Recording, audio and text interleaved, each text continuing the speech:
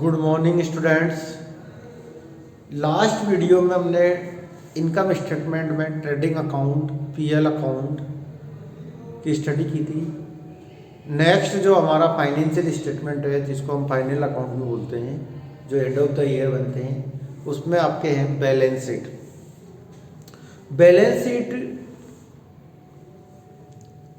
एक ऐसा स्टेटमेंट होता है जो आपकी कंपनी की या जो फर्म है उसकी फाइनेंशियल पोजीशन को शो करता है। तो पीएल अकाउंट का जो पर्पज है वो तो है नेट प्रॉफिट और नेट लॉस को कैलकुलेट करना।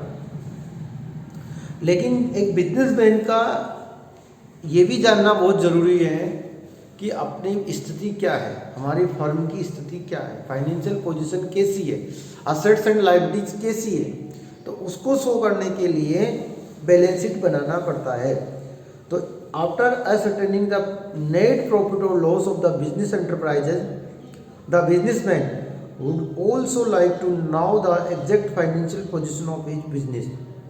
For this purpose, a statement is prepared with contains all the assets and liabilities of the business enterprises.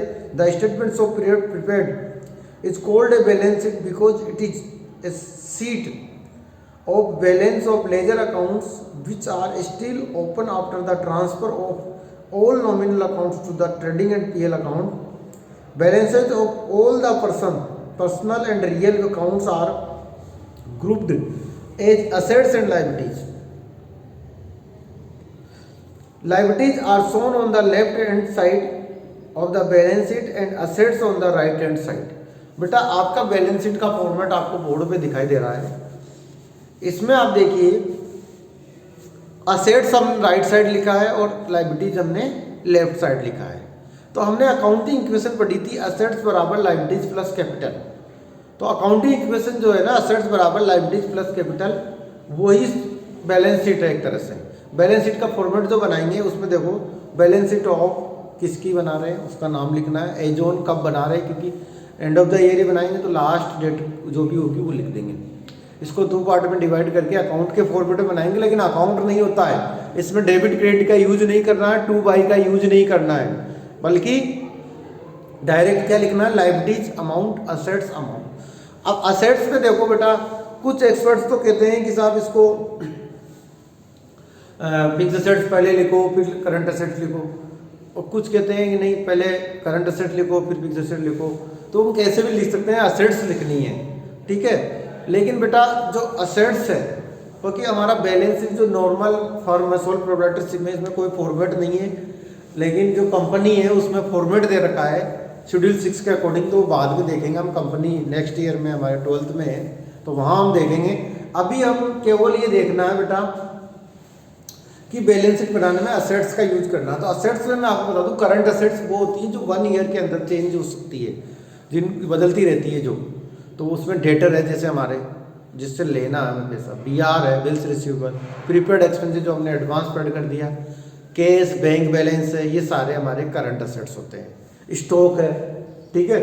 अब फिक्स असेट्स में जैसे लैंड है जिसको चेंज नहीं कर सकते लंबे समय तक, लैंड है, बिल्डिंग है, फर्नीचर है, इन्वेस्टमेंट है, प्लांट एंड मशीनरी है, गुडविल है, मोटर व्हीकल है, पेटेंट है, ट्रेडमार्क है, ये आपकी असेट्स हो जाएगी। इधर लायबिलिटी साइड में देखो बेटा, हम अकाउंटिंग इक्वेशन में असेट्स बराबर लायबिलिटीज प्लस कैपिटल, तो कैपिटल भी आएगा। तो कैपिटल जो है उसमें ऐड करेंगे प्रॉफिट और लेस करेंगे लॉस। ड्राइंग भी लेस करते हैं और इनकम टैक्स वगैरह है तो वो भी लेस करेंगे। ये करके फाइनल लिख देंगे कैपिटल को। तो कैपिटल में नेट प्रॉफिट जो पीएल अकाउंट से हमने निकाला था वो आ जाएगा, और लॉस है तो वो लेस हो जाएगा। इधर फिर इसको भी डिवाइड करते हैं हम, current liabilities and non current liabilities. Current liabilities जिनको हमें 1 ईयर के अंदर अंदर पेड करना है, जैसे क्रेडिटर है आपके, ज़्यादा दिनों के लिए उधार नहीं है, बीपी है, आउटस्टैंडिंग एक्सपेंसेस यानी बकाया खर्चे हैं छोटे मोटे, बैंक ओवरड्राफ्ट है, शॉर्ट टर्म लोन है जो 2-3 महीने 5-6 महीने के लिए लिया है, नॉन। अब इसके बाद में non current liability. Non current liabilities होती है जो बेटा लंबे समय के लिए जो लोन लेते हैं, जैसे 5 साल 10 साल 15 साल के लिए, वो होता है लॉन्ग टर्म लोन। तो ये आपके इसमें आ जाएगा। जी.आर. बार्टली बॉय के अकॉर्डिंग बैलेंस शीट की जो डेफिनेशन है वो है, a balance sheet is a statement prepared with a view to measure the exact financial position of a business on a certain fix date. Need and importance of preparing of balance sheet. क्या need है, क्या importance है? तो the main purpose of preparing a balance sheet is to ascertain the true financial position of the business at a particular point of time. एक business की financial position को show करने के लिए इसको बनाते हैं। It helps in ascertaining the nature and cost of various assets of the business such as the amount of closing stock, amount owing from debtors, amount of fictitious assets. It helps in determining the nature and amount of various liabilities of the business. It gives information about the exact amount of capital at the end of the year and the addition or deduction made in it the current year. It helps in finding out whether the firm is solvent or not. The firm is solvent if the assets exceed the external liabilities, it would be insolvent. It helps in preparing the opening entries at the beginning of the next year.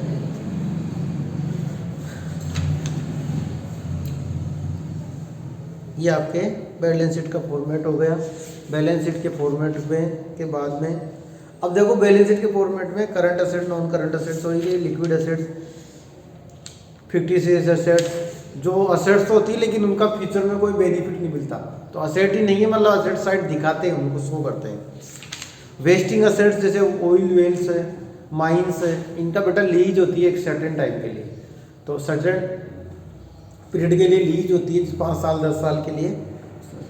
Tangible intangible assets, बेटा tangible intangible बहुत important part है। Tangible वो assets होती हैं जो physical existence होता है जिसका, और जो दिखाई देती हैं। विजिबल होती है जैसे फर्नीचर है, स्टॉक है, लैंड है, बिल्डिंग है, प्लांट एंड मशीनरी है, मोटर व्हीकल है, ये सब टेंजिबल है फिक्स्ड असेट्स में। और इंटेंजिबल कौन सी है? जो जिसका फिजिकल एग्जिस्टेंस नहीं है, जो विजिबल नहीं है, इनविजिबल है, जैसे गुडविल है, पेटेंट है, ट्रेडमार्क है। अब गुडविल क्या होती है? गुडविल बेटा हमारी फर्म की रेपुटेशन होती है, गुडविल बनाई जाती है। ये भी एक तरह से असेट्स ही होती है क्योंकि इससे हमारी अर्निंग कैपेसिटी बढ़ती है। जिस फर्म की, जिस ऑर्गेनाइजेशन की गुडविल अच्छी होती है उसका रिटर्न भी अच्छी होती है, उसका प्रॉफिट भी अच्छा होता है, उसके कस्टमर अट्रैक्टिव होते हैं उससे। पेटेंट भी ऐसा ही होता है बेटा, ये भी हमारी एसेट्स होती है, दिखाई नहीं देती है, लेकिन पेटेंट हम जैसा हमारा कोई फॉर्मूला है, कोई बुक हमने राइट कर दी तो उसका पेटेंट हमने करा लिया तो अब दूसरा नहीं लिखेगा ऐसी बुक। ट्रेडमार्क हमारा व्यापारिक चिन्ह होता है, साइन होता है, जैसे एडिडास का है, वुडलैंड का है, ठीक है, इस टाइप से होता है, तो वो साइन होते हैं। Tangible and fixed intangible assets में डिफरेंस, तो उसमें देखो ये इसका फिजिकल एग्जिस्टेंस है टेंजिबल का, इसका नहीं है। इसके बाद में नॉन, जो टेंजिबल असेट्स हैं वो नॉन करंट और करंट दोनों हो सकती हैं, क्योंकि डेट जैसे आपके केस है, बैंक है, केस है, प्रीपेड एक्सपेंसेस, ये सब आपके टेंजिबल है, बिल्डिंग है, लैंड है। जबकि जो आपकी इंटेंजिबल है वो केवल और केवल फिक्स्ड असेट्स ही हो सकती हैं।